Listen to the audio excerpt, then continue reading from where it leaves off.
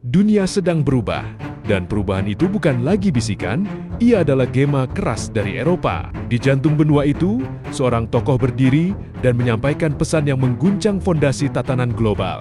Namanya adalah Friedrich Merz, Kanselir Jerman saat ini. Pesannya jelas, era diplomasi lunak telah berakhir.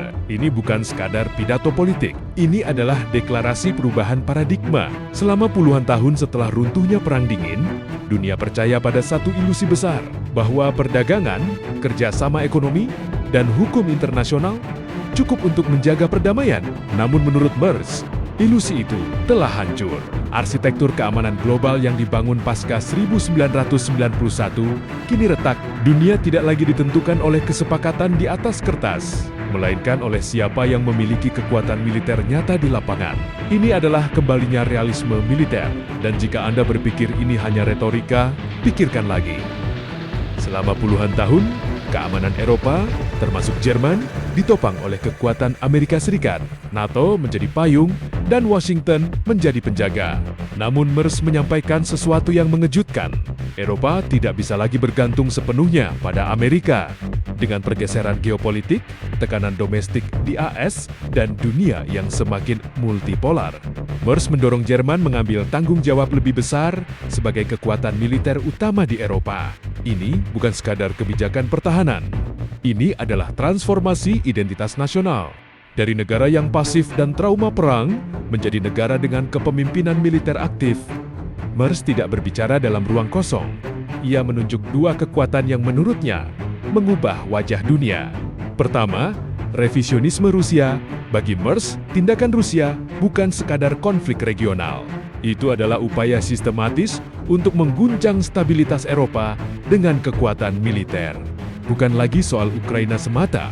Ini soal masa depan keamanan seluruh Eropa. Kedua, dominasi China. Menurut Merz, China adalah tantangan jangka panjang yang lebih kompleks. Bukan hanya militer, tetapi ekonomi, teknologi, dan geopolitik. Ambisi untuk membentuk tatanan dunia baru yang berpusat pada kepentingannya sendiri dipandang sebagai tantangan langsung terhadap sistem Barat.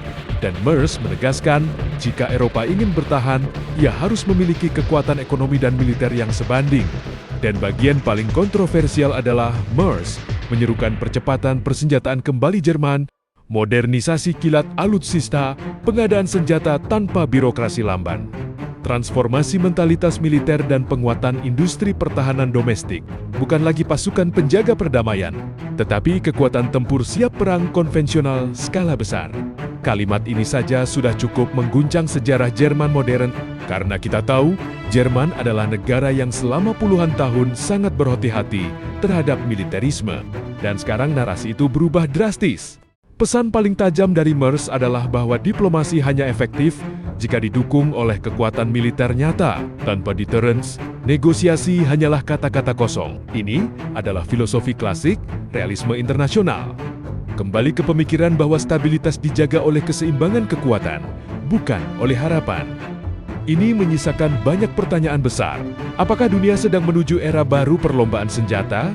Apakah Eropa akan berubah menjadi blok militer yang jauh lebih agresif?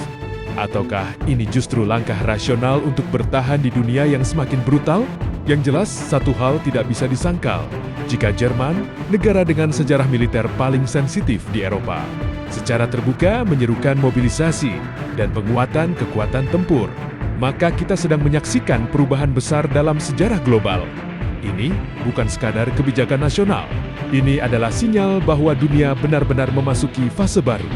Fase di mana kekuatan kembali menjadi bahasa utama politik internasional. Tatanan dunia telah berubah. Hukum internasional bukan lagi penyangga utama, tapi telah digantikan oleh kekuatan masing-masing negara. Siapkah kita dengan perubahan ini?